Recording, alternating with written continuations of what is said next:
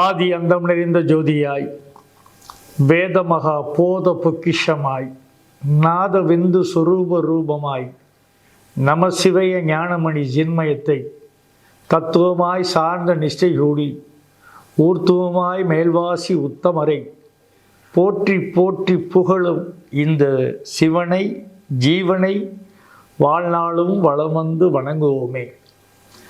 ஆதி அந்தங்களின் பரவெளிக்குள் நீதியுள்ள வேதங்களில் விளங்கும் ஞான சொரூப ரூப ஜோதியான நாத சப்த பரிச சரஸ்வதியை போற்றி திங்களும் பொங்கி வளர் வளம் பெற்று திருமகனாய் பிறந்து வாசி அறிந்து திருக்குறள் பாடி புகழ் பெற்று உலகெங்கும் தாய்மொழி தமிழ்மொழியை பரவச் செய்த ஐயன் திருவள்ளுவன் பதம் போற்றி வாளாம்பிகையின் வரம்பெற்று முகலாகி விளங்கும் வாளில்லா கணபதியை போற்றி ஆதிசிவ குண்டலிக்குள் அமர்ந்த ஐயன் திருமுருகன் பதம் போற்றி கலியுகம் கண்ட காக்க புசுண்டரை போற்றி அகிலமெல்லாம் புகழும் ஆதிகுருவே போற்றி போற்றி போற்றி. என் நெஞ்சமெல்லாம் நிறைந்திருக்கும் அருள்மிகும் வாசியோக அபியாசி ஆதிகுரு தங்கவேல் சுவாமி அவர்களின் பாதம் பணிந்து இந்த வெண்மர் அகாடமி என்கிற அமைப்பின் மூலமாக ஆஸ்க் ஆஸ்ட்ரோ சேனல் வழியாக உங்களிடம் சித்தர்களை பற்றிய கருத்துக்களை பகிர்ந்து கொள்வதில் அந்த சித்தர்களே எனக்கு அருளாசி வழங்கியது போல் நான் அதை பூரணமாக உணர்ந்து உங்களுடைய பாதார விந்தங்களுக்கு என்னுடைய கனிவான வணக்கத்தை பணிவோடு சமர்ப்பிக்கிறேன். சித்தர்கள் என்றால் யார் அப்படின்னா ஒவ்வொருத்தரும் ஒவ்வொரு விளக்கம் வச்சுருக்கிறாங்க. இந்த சித்துக்களை செய்கிறவங்களெல்லாம் சித்தர்கள்னு சொல்கிறாங்க. அப்படி இல்லை. சித்துக்கள் செய்வது என்பது ஒரு தந்திரம், அவ்வளோதான். அது தாந்திரிகத்தின் அடிப்படையில் வந்தது. சித்தர்கள்லாம் யார் அப்படிங்கிறதுக்கு சித்தர்களே விளக்கம் சொல்கிறாங்க. சித்தர்கள்லாம் யாருன்னு ஒரு கேள்வி இருக்கும் இல்லையா? யாரா சித்தே, எவன்டா சித்தேன்னே வள்ளலார் கிட்டத்தட்ட ஒரு 150 வரிகளுக்கு மேலே எழுதியிருக்கிறார். அவர் சிவபெருமானை தவிர வேறு யாரையுமே சித்தர்னு ஒத்துக்கலை. அப்படி ஒரு ஆச்சரியமான பதிவு வள்ளலாருடைய பாடல்களில் இருக்குது.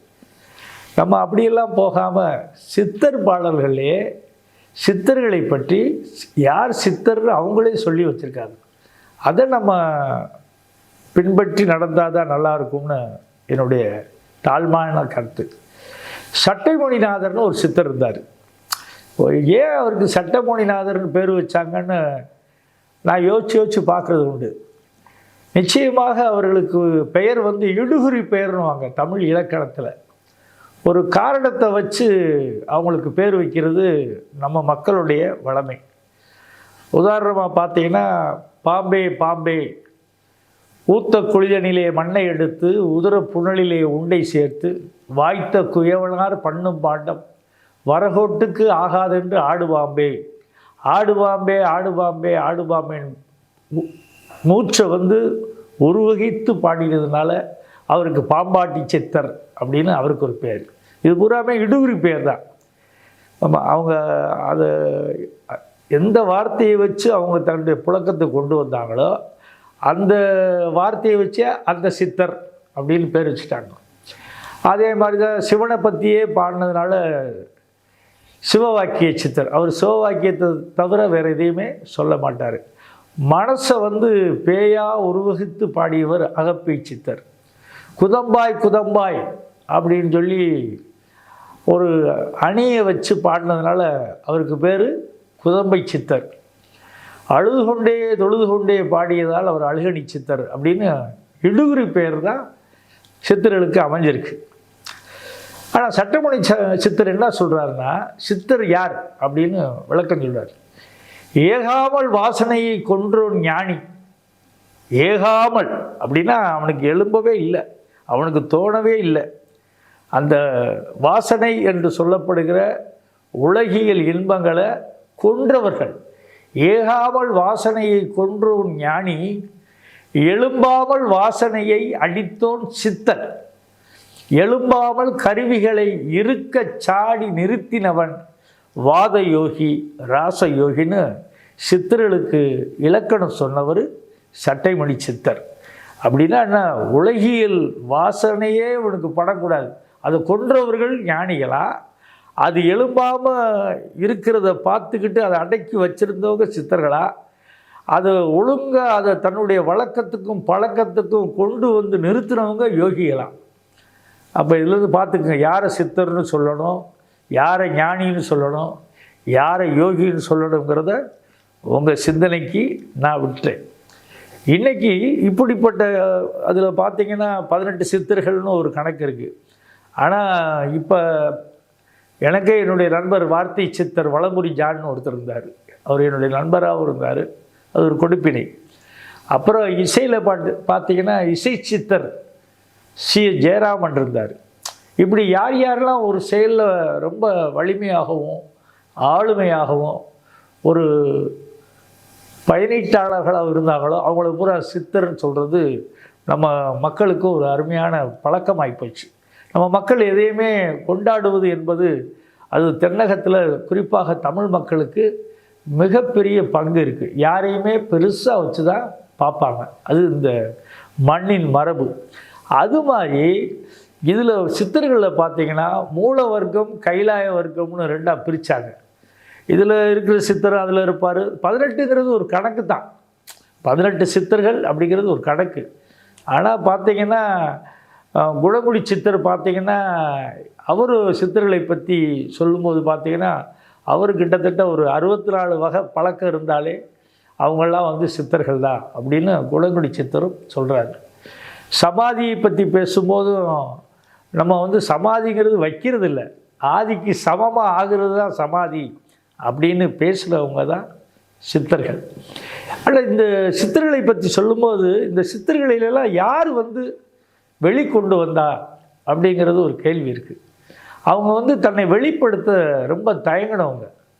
இப்போ இன்றைக்கெல்லாம் பார்த்திங்கன்னா விஞ்ஞான வசதிகள் நிறையா இருக்குது, இணையம் இருக்குது, இந்த ஏதோ சேனல் இருக்குது, வெண்மர் அகாடமி இருக்குது. வெண்மர் அகாடமி மூலமாக சித்தர்களை பற்றி பேசுவதற்கு ஒரு வாய்ப்பு இருக்குது. அதில் பார்த்திங்கன்னா இந்த ஆன்மீகம், மருத்துவம், சோதிடம் 3 ஒன்றோடு ஒன்று பின்னி பிணைந்த கலையாதலால் தான் இது ஆஸ்க் அஸ்ட்ரோ மூலமாக இந்த சித்தர்களை பற்றிய செய்திகளை வருகின்ற காலங்களிலும் போகும் காலங்களிலும் சொல்வதற்கு அகாடமி காத்திருக்குது. ஆனால் இந்த சித்தர்களை பற்றியெல்லாம் ஆங்கிலத்தில் ப்ரொபகண்டான்னு சொல்லுவாங்க. இந்த ப்ரொபகண்டா பண்ணுறது அப்படின்னா வெளிப்படுத்துதல் என்பது ஒரு முக்கியமான விஷயம். சித்தர்கள் தங்களை வெளிப்படுத்த ரொம்ப தயங்கியிருக்காங்க. அவங்க நிறுவனமயம் ஆக்களும் அந்த வேலையில் அவங்க செய்யவே இல்லை. அவங்க பாட்டு போகிற போக்கில் அவங்க விதையை தெளித்து விட்டு தான் போயிருக்காங்க. அங்கங்கே இருந்தவங்க அவங்கவுங்க ஞானத்துக்கு தகுந்த மாதிரியும் புத்திக்கு தகுந்த மாதிரியும் பழக்க வழக்கங்களுக்கு தகுந்த மாதிரியும் அவங்க என்ன பண்ணிட்டாங்க, அந்தந்த பகுதியில் உள்ளவங்க அங்கேருந்து அந்த செய்திகளெல்லாம் கடத்தியிருக்காங்க. ஆனால் பிரபஞ்சத்தில் இந்த மண்ணுலகத்தில் சித்தர்களை பற்றி முதல்ல அருமையாக சொன்னவர் அகத்தியர் தான். அதனால தான் வந்து இன்றைக்கி சித்தர்களை பற்றி சொல்வதற்கு முன்னால் இந்த சித்தர்களை பற்றி சொல்வதற்கு அடிநாதமாக இருந்த அகத்திய பெருமானை பற்றி தான் இன்றைக்கி வெண்மர் அகாடமி சொல்ல போகுது ஆஸ்க் அஸ்ட்ரோ சேனல் மூலமாக. அகத்தியரை பற்றி ஆய்வாளர்கள்லாம் நிறைய கருத்து தெரிவிச்சிருக்காங்க. அதுக்கு சரியான ஆவணங்கள் எல்லாம் தேடி இன்றைக்கு வரைக்கும் துருவி பாயிறாங்க. இது எதுவும் இடையில எதுவும் செருகிட்டாங்களா அப்படின்லாம் கேட்குறாங்க. ராவணனும் அகத்தியனும் இசை போட்டியில் அவங்க பங்கெடுத்துக்கிட்டதாக ஒரு செய்தி இருக்குது.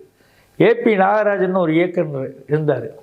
அவர் அகத்தியன்னு ஒரு படம் எடுத்தார். அதில் ஒரு 4-5 செய்தியை ஒரு இலையாக வச்சுக்கிட்டு ஒரு அருமையான படம் பண்ணியிருந்தார். அந்த ராவணனும் அகத்தியனும், அந்த அகத்தியன் வேறன்னும், அதே மாதிரி காவிரியை வந்து கமண்டலத்தில் அடக்கிய அகத்தியர் வேறன்னும், அதே மாதிரி இந்த வாத்தாப்பி 2 அசுரர்களை வந்து வவுத்துக்குள்ள வச்சு ஜீரணம் பண்ண அகத்தியரும் வேறன்னும் ஆய்வாளர்கள் ஒவ்வொருத்தரும் ஒவ்வொரு கருத்தை சொல்லியிருக்காங்க. அது ஆய்வுக்குரியது. ஆனால் அதே அகத்தியர் பெரிய ஞான கோவை அப்படின்னு ஒரு நூல் இருக்குது. அந்த நூலில் வந்து அகத்தியருடைய பாடல்கள் ஒரு 16 அப்புறம் ஒரு 16, மொத்தம் ஒரு 32 பாடல்களை மட்டும் தொகுத்து வச்சுருக்காங்க. அகத்தியர் காலத்தில் வந்து இந்த தமிழ் இருந்ததா என்பதே ஆய்வுக்கு உரியது. அகத்தியர் காலத்தில் தான் தொல்காப்பியரும் இருந்தார்.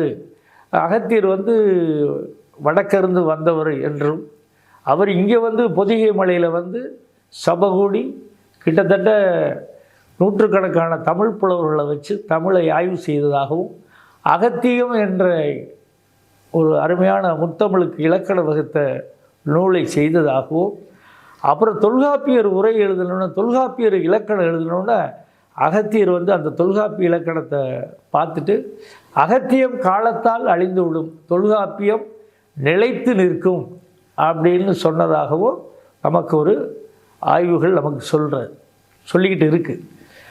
அதுபோல் இந்த அகத்தியர் அவர் பார்த்திங்கன்னா இந்த 18 சித்தர்களை வந்து நமக்கு முறையாக வெளிப்படுத்துகிறாரு. அதுதான் நம்முடைய நோக்கமே. முதல்ல சித்தர்களை பற்றி சொல்வதற்கு முன்னால் இந்த சித்தர்களை பற்றி சொன்னவங்க அந்த காலத்தில் யார் அப்படிங்கிறதுக்கு நமக்கு நூல் தான் ஆதாரமாக இருக்குது. எங்கள் சாமி சொல்லுவார், ஜீவாதாரம், தேகாதாரம், அதுக்கு மூலாதாரம், நூலாதாரம், பொருளாதாரம், வாழ்வாதாரம், இந்த ஆதாரங்களை தெரிஞ்சது தான் இந்த பூமியிலே வாழ முடியும்வார். நம்ம இங்கே என்ன சொல்லுவோம், மூலாதாரம், மணிபூரகம், சுவாதிஷ்டானம், அநாகதம், விசித்தி, ஆங்கியம்னு இது ஒரு சக்கரை நமக்கு ஓடிக்கிட்டே இருக்குது. ஆனால் எங்கள் சாமி பேசுவார், முதல்ல மனிதனுக்கு தேவை வந்து முதல்ல ஜீவன், உயிர் வேணும். உயிர் இருந்தால் தான் நம்ம வந்து பிறக்கவே முடியும்.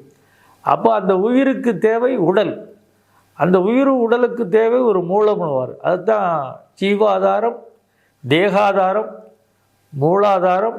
சரி, இந்த 3 கிடச்சிருச்சு, சாப்பிடணுமே, அதுக்கு என்ன தேவை? அதுக்கு தேவை பொருளாதாரம்னுவார். பொருளாதாரத்துக்கு என்ன வேணும்? கல்வி வேணும், நூலாதாரம்னுவார். இது 5 ஆதாரம் இருந்தாலும் இது வாழ்வாதாரம்னு ஒன்று இருக்கணும். எல்லா பேருக்கும் திறமை இருக்கும், வாய்ப்பு இருக்காது. இப்படி ஆதிகுரு தங்கவேல் சுவாமிகள் ஆதாரத்தை எப்படி பேசுவாங்க. ஒரு பாடலை படிக்கும்போதோ, ஒரு தத்துவத்தை படிக்கும்போதோ, அல்லது ஒரு வித்தையை கற்கும்போதோ அதனுடைய மூலத்தையும் அதனுடைய சூக்குமத்தையும் அதனுடைய சூத்திரத்தையும் தான் பார்க்கணுமே ஒழிய, அப்படியே பாடலை அப்படியே புரிந்து கொண்டு பகிர்ந்து கொண்டு அதை அப்படியே சொல்வது என்பது வேறு. அது எப்படி வந்துச்சு, இந்த வார்த்தையை அவங்க ஏன் பிரயோகப்படுத்தினாங்க அப்படின்னு நம்ம பார்த்தா தான் நம்ம வந்து உண்மையான ஒரு தத்துவத்தை நோக்கி பயணிக்க முடியும் என்பது என்னுடைய தாழ்மையான கருத்து. அகத்தியருடைய பாடல் சொல்லுது, முதல் 4 வரியே காப்பு செய்யல, அந்த 4 வரியே போதும். 32 பாட்டையும் படிக்க வேணாம். அகத்தியர் சொன்ன 4448 வியாதிக்கு ஒரு மருந்து சொல்லியிருக்காரு, அதெல்லாம் செய்யவே வேணாம். அந்த காப்பு செய்யுள் கடவுள் வணக்கத்திலே அவர் சொல்லுவார், மனமது செம்மையானால் மந்திரம் ஜெபிக்க வேண்டாம், மனமது செம்மையானால் வாயுவை உயர்த்த வேண்டாம், மனமது செம்மையானால் வாசியை நிறுத்த வேண்டாம், மனமது செம்மையானால் மந்திரம் செம்மையாமே. இந்த 4 வரி போதும். நீங்கள் அதுக்கு அடுத்து படிக்கிறதெல்லாம் வந்து நம்ம அதனுடைய விளக்கமாக தான் இருக்கும். ஆனால் அந்த 4 வரியை முழுக்க உன்னதமான ஒரு சூத்திரம். 1958 தான் மனதிற்கு நோய்கள் வரும், அந்த நோய்களை குணப்படுத்தலாம் அப்படின்னு விஞ்ஞானபூர்வமாக நிரூபித்து காட்டியவர் சிக்மண்ட் ஃப்ராய்ட். அவர் ஒரு ஜெர்மன் மருத்துவர், யூதர் பிறப்பார். ஆனால் இது 1958க்கு பின்னாடி தான்.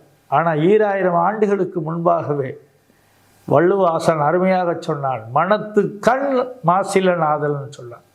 மனத்துக்கு கண்ணே உண்டுன்னு சொன்னவன் நம்ம ஐயன் திருவள்ளுவர் தான். மனத்துக்கு கண் இருக்குன்னா, கண் எங்கே இருக்கும்? கண் முகத்தில் தான் இருக்கும். முகம் எதில் இருக்கும்? ஒரு உடம்புல தான் இருக்கும். அந்த உடம்பு எதனால் இயங்கும்? உயிர்னால தான் இயங்கும் அப்படின்னு பேசினவங்க நம்முடைய தமிழ் சித்தர்கள். இவர் அகத்தியர் என்ன சொல்கிறாரு, மனமது செம்மையானால் மந்திரம் ஜெபிக்க வேண்டாம் அப்படிங்கிறார். செம்மை ஆனால் ஜெபிக்க வேணாங்கிறாரு. செம்மையானால் ஜெபிக்க தேவையில்லை, மனம் செம்மை ஆகாதே. அது மனமது அப்படின்னு அந்த தமிழ் வார்த்தையை பாருங்கள். மனம் மதுன்னு நீங்கள் சொல்லலாம். மனம் மதுவாகவே இருக்கும். மனம் ஒரு மயக்கத்தில் தான் இருக்கும். மனதுக்குத்தான் மயக்கம், மனதுக்குத்தான் தயக்கம், மனதுக்குத்தான் சுகம், மனதுக்குத்தான் துக்கம். அதனால தான் அழகாக பிரித்து சொன்னாங்க. மனதுக்கு ஒரு அருமையான தமிழ் வார்த்தை அகம்னு ஒரு பேர் இருக்குது. அகம்னா அகம்தான் பாவம், அகம்பாவம். அகம் அதில் பிறக்கிறது தான் பாவம், அதில் பிறக்கிறது தான் புண்ணியம், அதில் பிறக்கிறது தான் கர்மம். ஞானம், சுகம், துக்கம், செல்வம், தரித்திரம், பிணி, மூப்பு, சாக்காடு அப்படின்னு இந்த 10 சேர்ந்து வரும். சேய் பிறக்கும் போதே நோயும் பிறந்ததுன்னு சொன்னவர் அகத்தியர். சேய் பிறந்த போதே நோயும் பிறந்தது அப்படின்னு சொன்னவங்க இந்த சித்தர்களுக்கெல்லாம் தலையாய நம்முடைய குருமுனி, கும்பமுனி, குள்ளமுனி, அகத்தி ஈயர் சொன்னார். அதனால தான் அவருடைய முதல் வரி என்ன வரி? மனம் அது செம்மையானால், அகம் அது செம்மையானால். மனம்ங்கிறது மனஸ் அப்படிங்கிற வடமொழியிலேருந்து வந்தது தான் வார்த்தை தான் மனம்ங்கிற வார்த்தை. இவர் மனம் அதுங்கிறார், மனமே மதுங்கிறாரு, மனம்தான் அதுங்கிறாரு.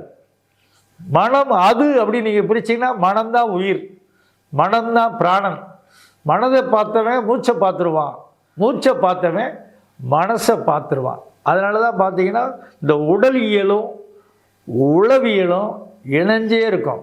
மனசு சரியாக இருந்தால் உடம்பு சரியாக இருக்கும், உடம்பு சரியாக இருந்தால் மனசு சரியாக இருக்குது. ஒரு நாணயத்தினுடைய 2 பக்கம் மாதிரி. நீங்கள் வெளியே இருந்து உள்ளுக்கு போனாலும் சரி, இல்லை உள்ளே இருந்து வெளியே போய் பார்த்து கற்றுக்கிட்டாலும் சரி. ஒன்றும் கற்றுக்கங்க, இல்லைன்னா பெற்றுக்கங்க, இல்லைன்னா ஒத்துக்கங்க.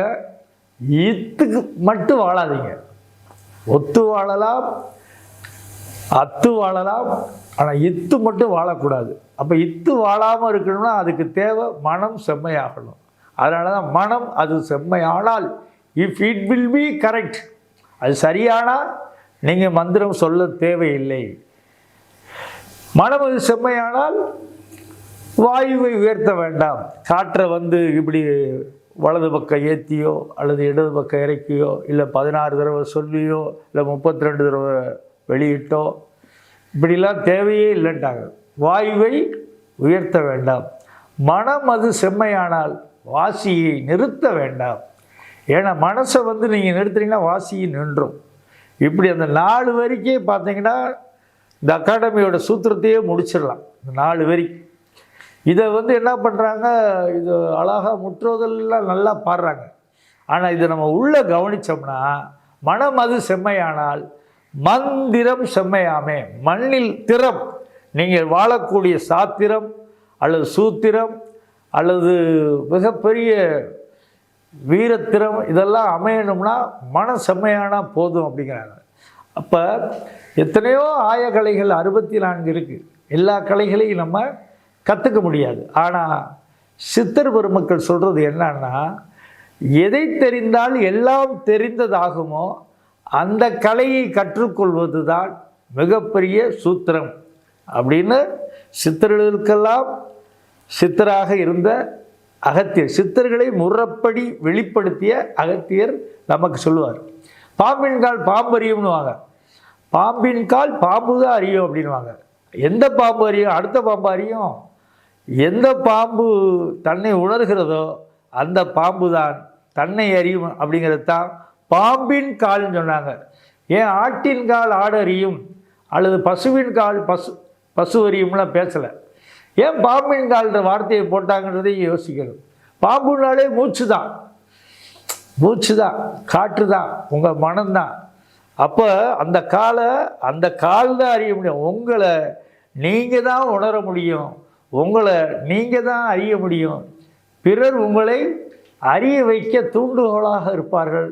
அவர்கள்தான் ஆசான்களாகவும் ஆசிரியர்களாகவும் ஆச்சாரியர்களாகவும் இருப்பாங்கன்றது தான் பாம்பின்கால் பாம்பரியம் அப்படின்னு பழமொழியில் அது உண்மையான தத்துவ மொழி. பாம்பு என்றால் மூச்சு, அஸ்வின் என்றாலும் மூச்சு, இடகலை பெண்களை அப்படின்னாலும் மூச்சு.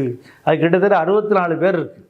ஆமாம், அதெல்லாம் போகிற போக்கில் நம்ம காலம் வரும்பொழுது அதெல்லாம் ஒவ்வொரு வார்த்தையாக நம்ம ஏற்றுக்கலாம், சேர்த்துக்கலாம். அப்போ மனம்னா என்னன்றது ஒரு காப்பு செயலையே ஐயா முடிச்சிட்டாரு. இன்னும் ஒரே ஒரு பாட்டு, அந்த ஒரு பாட்டை சொல்லிட்டாலே இந்த அகாடமியில் நோக்கமே நிறைவேறிடும். அகத்தியர் தான் சொல்கிறாரு. அகத்தியருங்கிற வார்த்தையை பாருங்கள், அகத்து ஈயர்னா வரும். பிரித்தோம்னா மனதுக்கு கொடுக்கக்கூடிய வல்லமை படைத்தவர் அகத்தியர். நம்ம வழக்கு சொல்ல பார்க்கலாம், மனசா கொடு, மனசார கொடு, மன நிறைஞ்சு கொடு, மனசா பேசுகிறான்டா, மனசா சொல்கிறான்டா. ஆள் ரொம்ப மனசானவன், ரொம்ப மனசானது. ரொம்ப மனசுக்காரனை வந்து இந்த உலகம் தலையில் தூக்கி வச்சு கொண்டாடும். ஈரமுள்ள மனசுங்கிறான், நிறைஞ்ச மனசுங்கிறான்.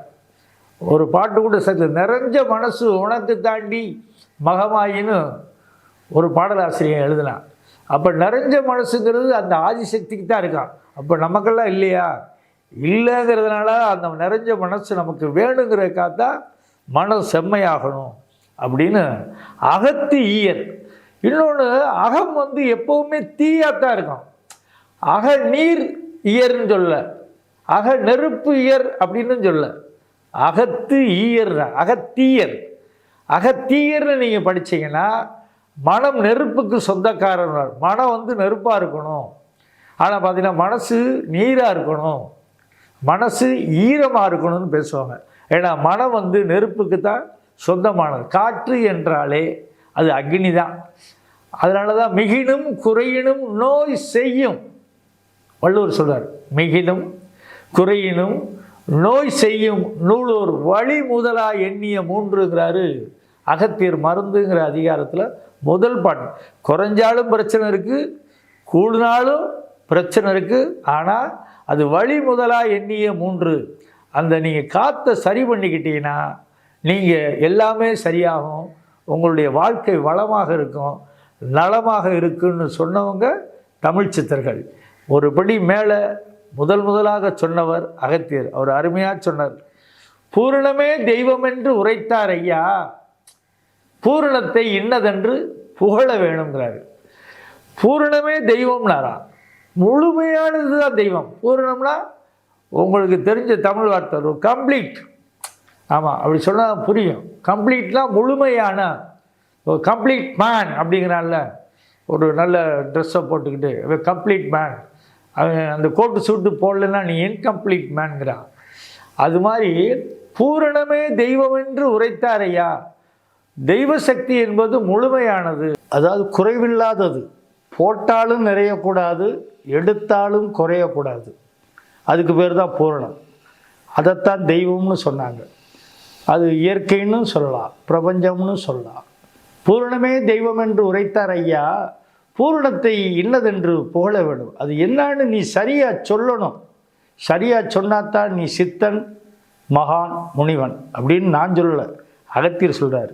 பூரணமே தெய்வம் என்று உரைத்தார் ஐயா, பூரணத்தை இன்னதென்று புகழ வேணும். காரணத்தை சொல்லுகிறேன் நிலையாய் கேளு. நான் உனக்கு அந்த காரணத்தை சொல்கிறேன், நிலையாய் கேளு. மனசை ஒழுங்குபடுத்தி ஒருங்குபடுத்தி அதை அடக்கி ஒடுக்கி இறுக்கி அமைதியாக முழுமையான கவனத்தோட கேளு. கலையான 16 பூரணமே ஆகும் அப்படிங்கிறாரு. உள்ளே போகிற மூச்சு 12 அங்குலம், அது உள்ளே வந்து 4 அங்குலம் அப்படியே வந்து லேசாக டெலீட் ஆகி 8 அங்குலம் தான் முறையாக மூச்சுக்குள்ளே போகுது. ஆனால் வரும்போது 16 அங்குலமாக வருது. உள்ளே போகிறது 8, வெளியே போகிறது 16. அதனால தான் வந்து கலையான 16 பூரணமே ஆகும். வெளியே போகிற மூச்சும் பூரணம்தான், உள்ளே போகிற மூச்சும் பூரணம்தான் சொன்னவர் அகத்தியர். அப்படி சொல்லிட்டு அவர் கிண்டல் பண்ணுறாரு. மாரணமா உலகத்தில் மதிமயங்கி மதிகெட்டு பூரணத்தை இகழ்ந்தார் ஐயா. இதெல்லாம் சும்மா சொல்லி வச்சுருக்காங்கடா, இதை போய் படிச்சுக்கிட்டு இது என்னத்துக்கு, இதெல்லாம் போய் தெரிஞ்சுக்கணும் அப்படின்னு விட்டேந்தியா திரிகிறவங்களும் இருக்காங்க. அவங்கள கிண்டல் பண்ணுறாரு. மாரணமா உலகத்தில் நீ இருக்க போகிறது இல்லைன்னு சொன்ன ஒரு அகத்தியர். மாரணமா உலகத்தில் மதிமயங்கி மதிகட்டு பூரணத்தை இகழ்ந்தார் ஐயா, வாரணத்தை மனம் வைத்து பூரணத்தை காத்தாக்கால் வாசி என்ற சுபயோக வாழ்க்கை ஆச்சே அப்படின்னு இந்த பாட்டை முத்தாய்ப்பா முடிக்கிறார். வாசி என்ற சிவயோக வாழ்க்கையை வாழ வேண்டும் என்பதுதான் அகத்தியருடைய ஆசை. காரணம், நம்ம எல்லாருமே மூச்சுக்குள்ளே தான் இருக்கோம். இளங்கோ உட்காந்துருக்கான, இளங்கோ உட்காரல, இளங்கோவோட மூச்சு தான் உட்காந்துருக்கு. இதை உட்காந்து படம் பிடிச்சிக்கிட்டு இருக்காங்களே, அவங்க மூச்சு தான் இதை படம் பிடிக்குது, படம் எடுக்குது, படம் பிடிக்குது. எது படம் பிடிக்கும், எது படம் எடுக்கும்? பாம்பு தான் படம் பிடிக்கும், பாம்பு தான் படம் எடுக்கும். பாம்புன்னா மூச்சுன்னு அர்த்தம். அதனால தான் ஏற்கனவே பாம்பின்கால் பாம்பரியும் அப்படின்னு சொன்னேன் நான். வாரணத்தை மனம் வைத்து பூரணத்தை காத்தால், வாரணம்னா நம்முடைய மூலாதாரம், நாபிக்கமலம், தொப்புள் உள்பாகம்னு சொல்கிறது.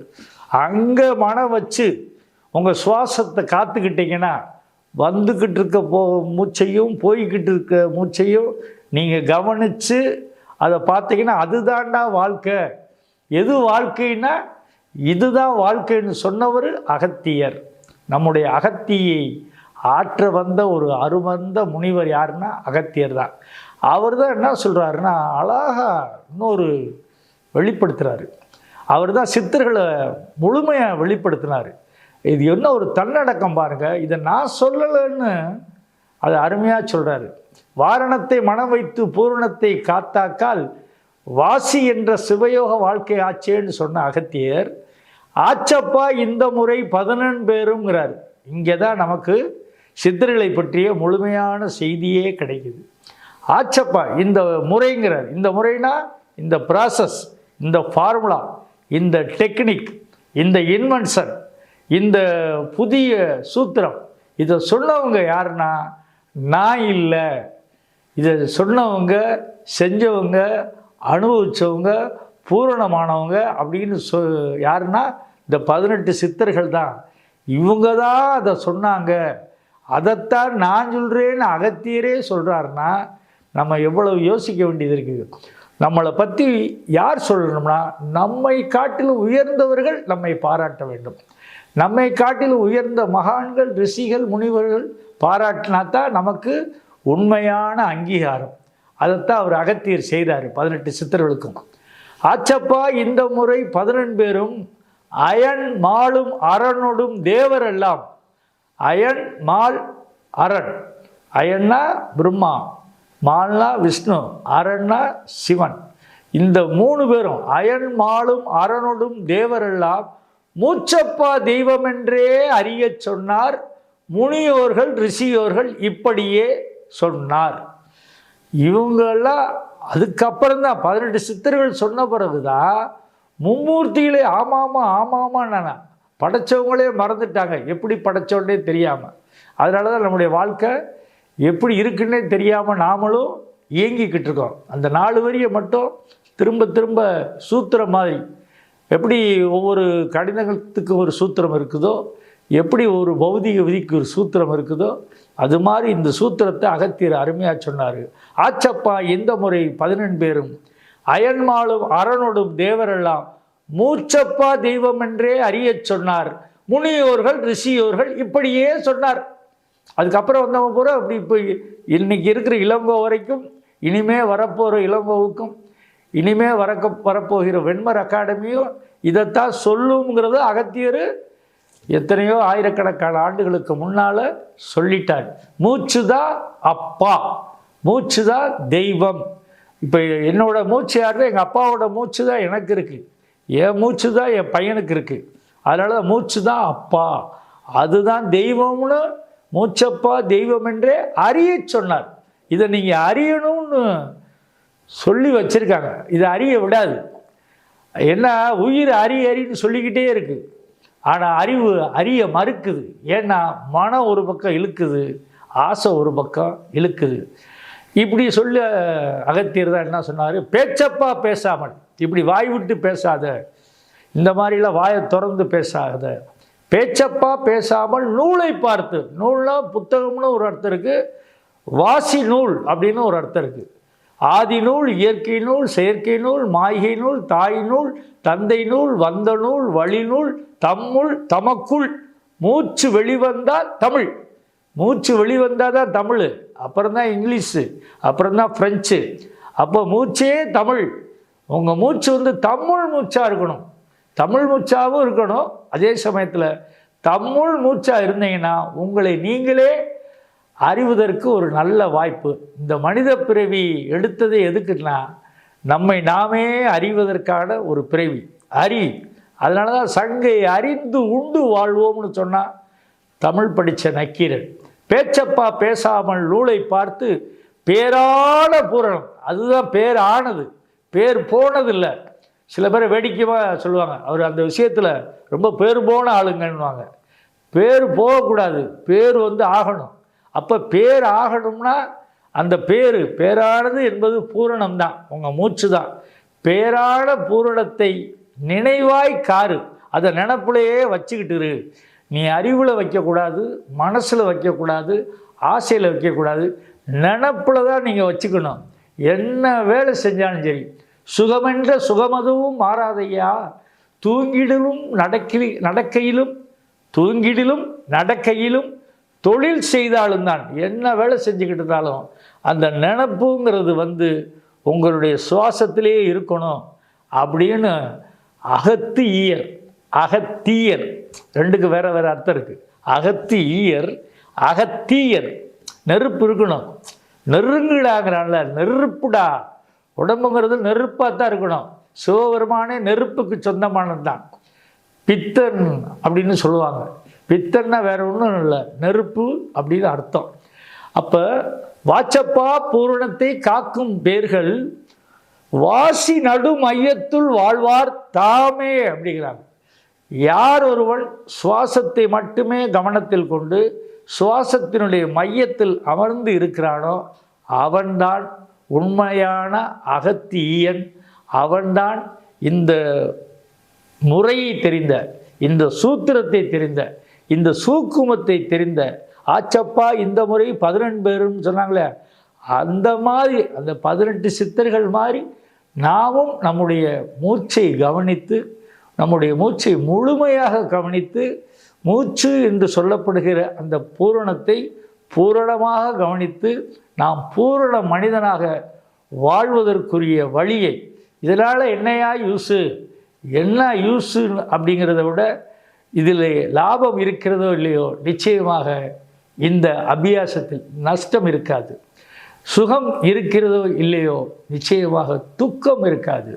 புண்ணியம் இருக்கிறதோ இல்லையோ, பாவம் இருக்காது. நீங்கள் நல்லவர்களாக இருக்கிறீர்களோ இல்லையோ, நிச்சயமாக கெட்டவனாக மாற மாட்டீர்கள். காரணம், நீங்கள் உயிரை பார்க்க தொடங்கிவிட்டீர்கள். உயிர் என்றால் என்ன என்பதை அறிய தொடங்கிவிட்டீர்கள். உயிர் என்றால் என்ன என்பதை மூச்சுதான் இதற்கு அடிநாதமாக இருக்கின்றது என்கிற பேச்சையும் உணர தலைப்பட்டு விட்டீர்கள். பேசும் எழுத்து ஒன்றும் பேசா எழுத்து ஒன்றும் ஆசான் அருள் புரிந்தால் தங்கமே, அஞ்ஞானம் போகுமடி ஞானத்தங்கமே அப்படிங்கிறாங்க. ஞானம் வரும்னு சொல்ல, அஞ்ஞானம் உங்களுக்கு போயிடும் அப்படிங்கிறாங்க. அப்போ அறியாமை அகன்றாலே அறிவு தானாக சுடர்விடும். அது உங்களுக்கு நிறைய வளங்களை சேர்ப்பிக்கும், நிறைய சுகங்களை சேர்ப்பிக்கும். இந்த உடல் அந்திம கால வரை நிச்சயமாக பூத பௌதிகத்துக்கு ஆட்பட்ட இந்த தேகம் முதுமையை சந்திக்கும், பிணியை சந்திக்கும், நோயை சந்திக்கும். ஆனாலும் கூட அதையெல்லாம் தாண்டி முழுமையான ஒரு ஆரோக்கியத்தையும், யார் யோக்கியமானவர்கள் என்பது கேள்வி. ஆறும் யோக்கியமாக இருக்க வேண்டும். யார் யோக்கியமாக இருக்க வேண்டும்? சரீரத்திற்கு உள் இருக்கின்ற அந்த ஆறும் யோக்கியமாக இருக்க வேண்டும். அந்த ஆறு, அதை அழுதி சித்தர் அருமையாக சொல்லுவார். 8 புறவியடி ஈராறு காலடியோன்னுவார். 2 ஆறுன்னுவார். ஈராறு 12.